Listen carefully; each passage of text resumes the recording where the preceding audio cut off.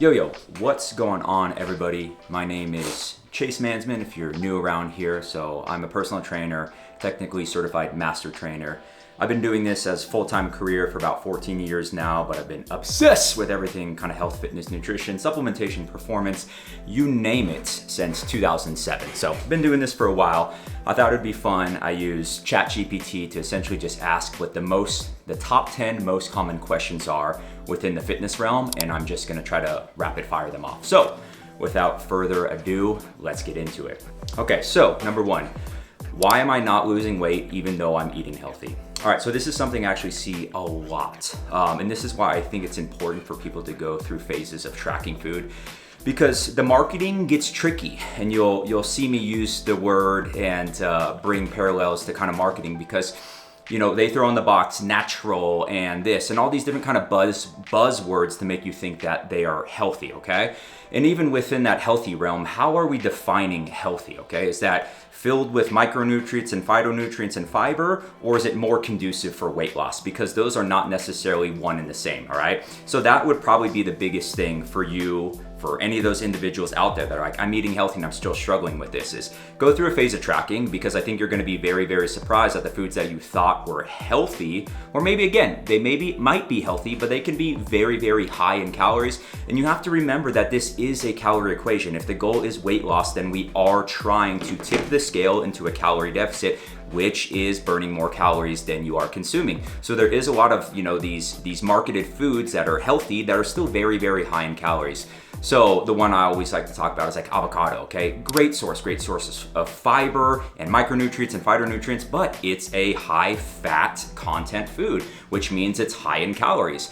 Even though it is a very great source of all those different things, personally, if my goal is weight loss, I don't consume a ton of it, because it's very easy to overconsume, and it's not super satiating, and the volume isn't super duper high. So that is probably the biggest thing, is you're consuming more calories than you think because of the marketed healthy foods. So go through a phase, audit what you're eating. I think you're gonna be surprised, and I think this is gonna fix a lot of things for you. All right, so number two, what's the best diet for weight loss? Ooh, everyone's favorite question. All right, so here's the thing. There is no best. Okay, hold on. There is no universal best. I do think there is a best for you watching this, but it does take some trial and error, and it does take some experimenting around. And this is why I am big on starting with kind of the big principles here. So I want to teach people, just like I was saying, what is the goal here? What is the outcome we're seeking, and how do we get that, all right? So it is creating a calorie deficit and trying to find one in somewhat of a sustainable manner as well too. Not one that you feel like you're suffering through, because the diet's gonna win every single time and you're gonna give up. So biggest thing there is, again, finding a calorie deficit that is the closest to sustainable, enjoyable, practical for you individually. So every single diet is built on creating a calorie deficit. Doesn't matter if that's keto, if that's carb cycling, carb back loading, front loading, low carb, high carb, whatever. It is all built on creating a calorie deficit. Now, if you care about body composition, which you should, so meaning losing the right kind of weight, we still want to keep protein, I would say moderate to high. But then for the other kind of macronutrients, fat and carbs, this is where it comes down to a personalized approach for you. And again, spending some time and try these things, dude. Try these things, and I think you have to come from it at an approach too of, this is gonna take some time, all right? There's gonna be some trial and error, and I'm gonna learn things as I try some of these diets, okay? And then last thing on here is having, a bunch or a few tools in the tool belt. So what I mean by that is, we understand the principle of creating a calorie deficit, and then we have all these different strategies of creating that calorie deficit, and you might not necessarily stick to one at all times. So again, if I know, shit, I'm on a cut, I'm trying to lose some weight, I have a dinner coming up and I want to enjoy myself, maybe then I'll do an intermittent fasting strategy for that individual day, because again, that's a strategy I have in my toolbox. And that's a big thing I do with my clients, is again, just adding these different tools to the toolbox and then teaching them about the principles, the low-hanging fruit and things like that, so we can kind of tailor-made approach that works well for their life. So there's no one universal best. It is about creating a calorie deficit, but try some stuff. And of course, if you need some additional help, I do think reach out to a good coach, me, or anyone else to help explore some of those. And again, add some tools to the toolbox. Okay, number 3, do I need to track calories forever? So first off, no. I've made a post about this. If you're not following me, follow me here. So I say that the tracking of food, of calories, of macronutrients is a means to an end, okay? The goal is not tracking for tracking's sake, all right? So let's not just put in work just to work. Why would we want to do that? It's to learn, okay? The goal is to get to the point to where you can kind of intuitively eat. You kind of know intuitively what the macronutrients look like in each plate that you're eating and stuff like that. And you're kind of able to kind of keep track in the back of your head. Why? Because you've gone through this, all right? So I haven't tracked in years, but I tracked a crap ton. I was pretty neurotic with tracking for a couple years. And again, like I said with point number 1, you're gonna learn stuff. It's the same thing of, auditing or looking at your checkbook or finances. It's the exact same thing. You are creating a budget. But it's harder with money. With money, you know exactly what comes out of your account. You know exactly how much things cost.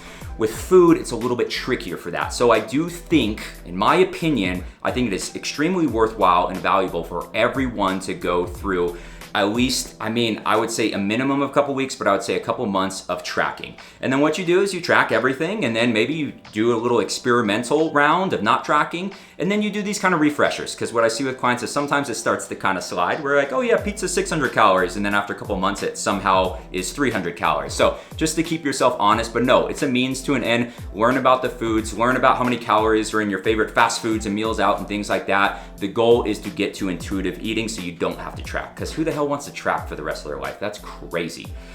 Number 4, how much protein do I need?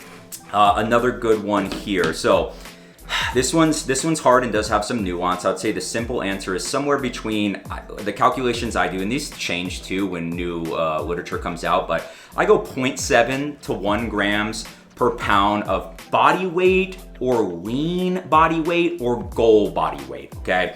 So, and why I have all 3 is if someone is 30% body fat and weighs 400 pounds, I don't think they need 400 grams of protein, okay? And then the other thing is most people don't know how much lean body mass they have. They haven't just done a DEXA or things like that. So that's why I say goal weight, So if you're 250 pounds and your goal weight is 200 pounds, then I'd probably go like 0.7 of that 200. And a lot of the literature is in kilos. We don't use kilos out here. We use freedom units. So that's why I said somewhere between that 0.6 to 1 grams per pound of body weight is probably pretty dang good for you. It also depends on what your main goal is. Like if I'm bulking and I'm in a pretty big surplus of calories, my protein is actually probably a little bit lower. So I can expend some of those calories on carbs and fats. When my calories are restricted and I'm dieting, actually protein goes up a little bit. So I'm probably sticking to at least that 1 gram per pound of body weight. When I'm bulking, it might be around that 0.6 to 0.7 or so, okay? So hopefully that answers that question there. Number 5, is cardio or weight training better? I think this was supposed to be better for weight loss, but I'll kind of tackle both. This is hard, because again, you have to define better for what, you should be doing both. I'm always going to prioritize with clients. Like if someone starts with me, this is generally where I start is let's do 2 to 3 days of resistance training, of weight training. And then we generally just start working on steps. Okay. So increasing their overall activity. I think this checks a ton of boxes. And this is what I personally would recommend for all of you. If you're first starting out, 2 to 3 days of strength training and then just work on steps. And then we can work on cardio a little bit more depending on what your goal is. Is it weight loss? Well, yeah, we can throw in some cardio, but we have to pay attention to what this does to your appetite and things like that. If it is just for heart health, lung health, then yes, cardio is amazing, okay? I think you should care about cardio in your VO2 max because that is a good predictor of how long you're gonna live. So we need to do both, but I'm gonna give the crown to weight training for sure, weight training and overall activity, and then I'm gonna put some cardio slightly below that, but it both matters, And again, if the main goal is for weight loss, all these things are going to increase the amount of calories that you burn through the day, so they're going to help kind of secondarily, but it does come down more so to nutrition, again, if the sole goal is weight loss. So they all matter. Okay. Number 6, how do I lose belly fat? Another good question. So the kind of canned response here is there is no such thing as spot reduction. Now, that is true. So at the end of the day, you just need to lose weight. Again, we need to be in a calorie deficit. We need to make sure that we're strength training and hitting our protein to make sure that we're losing body fat and not muscle.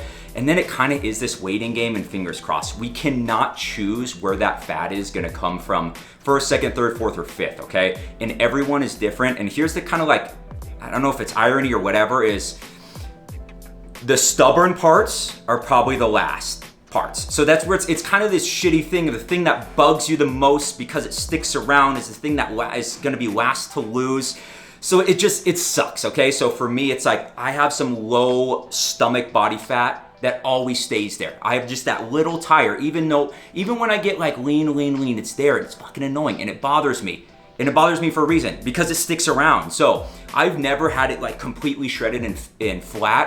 I will most likely have to get to like probably 9% for that last little bit to go away. So I know it sucks, but either way, we need to do this. You need to stick around. We need to find something sustainable. So again, don't stress about it and pinch and do all this stuff. Just find a remotely sustainable calorie deficit, strength training routine, cardio routine, and then just go for it, okay? This is when you have to be a little bit more process oriented, because the outcome will come. It just might take some time, all right? So unfortunately, there's no way to just spot reduce. Yeah, that would be, I'm just thinking in my head, I'm like, that would be so weird. Can you imagine seeing someone with like a fucking six pack and like the fattest arms ever? That would be very, very weird. Never seen that, but you have seen some people where it's like, they have fatter arms and leaner stomach. It's just genetics, unfortunately. I wish we can choose, but that's not how the world works, so it is what it is. All right, number 7, why do I always gain the weight back? Another great question, all right? And I would say kind of broadly with this one is because you did not find a sustainable approach for you. And most people don't realize, and I tell this with all my clients, that losing the weight is not the hardest part of this journey. It's long-term sustaining that weight loss. And this is why the statistics on weight regain, it's really, really bad, okay? I mean, after I think it's like 2-3 years or so, it's like 80-85%, and it keeps going up, dude. Now, I think these stats will change with the introduction to GLPs and whatnot, but again, it's because we try to struggle through this deficit, and then we're just like, I can't fucking take it anymore, and then you go back to how you're eating. And this is something that I have clients kind of like reframe on day one, because I have heard from people like, I just can't wait to go back to how, there's no really back, okay? Now, calories can shift. So for example, if you're in a calorie deficit losing 1 pound per week, that's around a minus 500 calorie deficit per day. So between a calorie deficit to maintenance, there's a difference, but it's 500 calories. It's not 1,000, it's not 1,500, it's not a ton. So this is why when we're in a diet, yes, by definition, it's not gonna be long-term sustainable, because if you keep losing and losing, you'll die eventually. I know it's kind of crazy, that's not gonna happen, but we do need to figure out a way to essentially, from that deficit, to shift to maintenance mode, and this is what people skip. They suffer, deficit, and then they just go back to how they were eating pre, all right? Which then puts them in a big surplus, and then sometimes, again, even with the exercise side of things, they also do an unsustainable approach because they're just trying to burn as many calories as possible. They can't sustain it, they're suffering through it, and then they give up. So that's what I see a lot, is they're going crazy on all fronts, meaning nutrition and exercise, and then they just can't suffer anymore and they stop.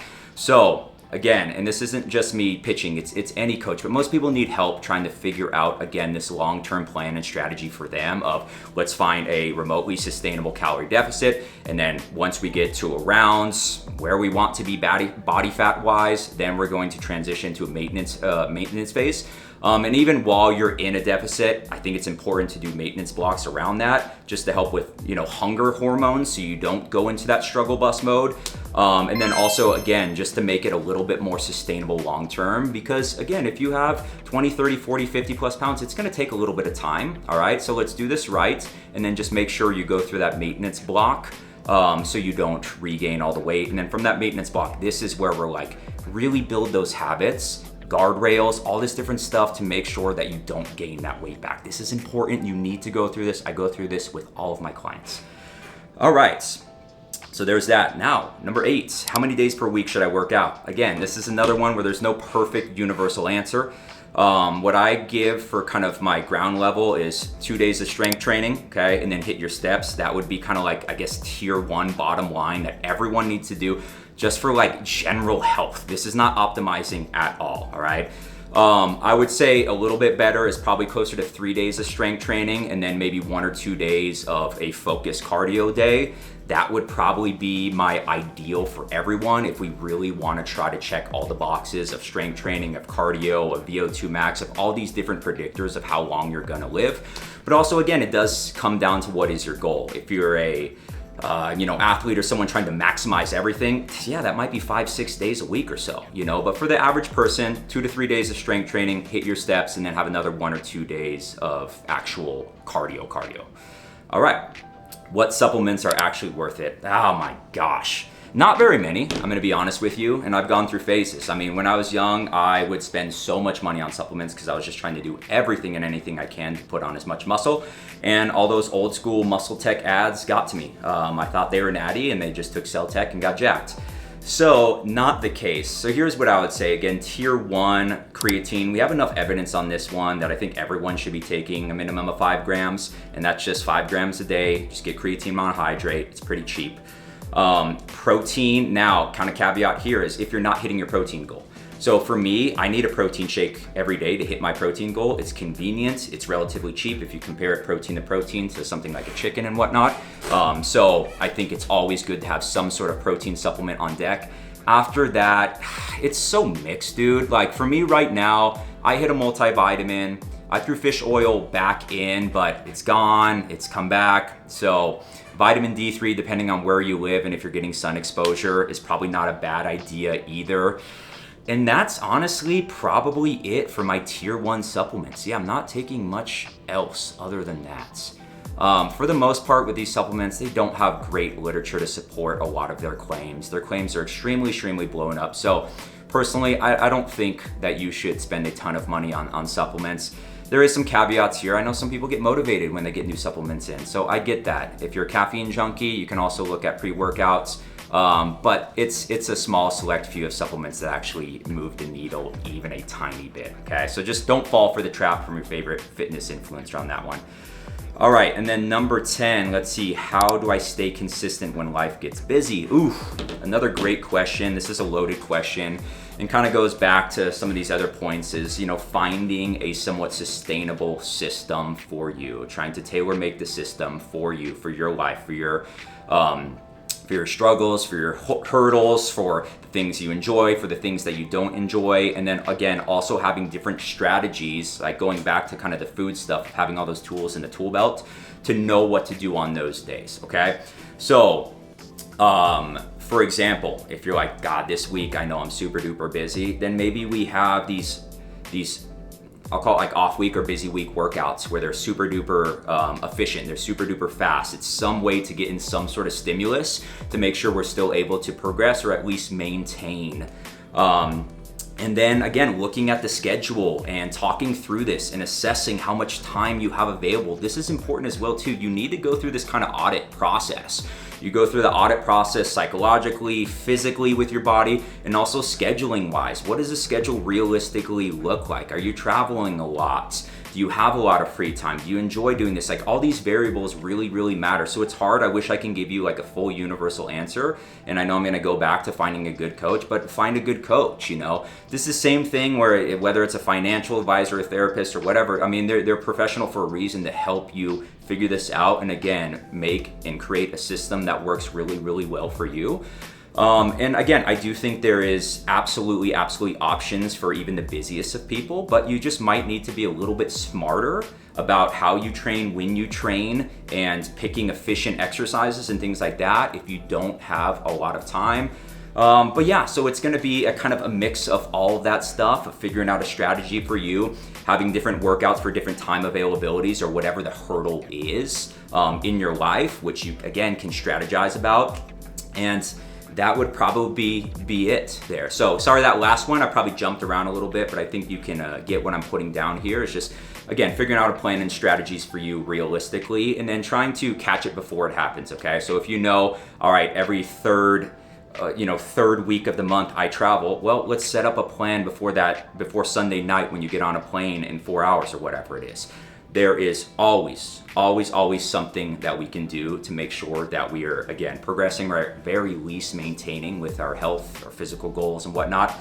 But yeah, so there's the top 10. So let me know what you think. Again, this was just a rapid fire. I got the questions right here. I don't have any script. I'm just going off the cuff with this stuff, but please like, share, do all that cool YouTube stuff. Let me know if there's any specific topics you want me to touch on, and I will be back soon for another video. All right, thanks guys. Bye.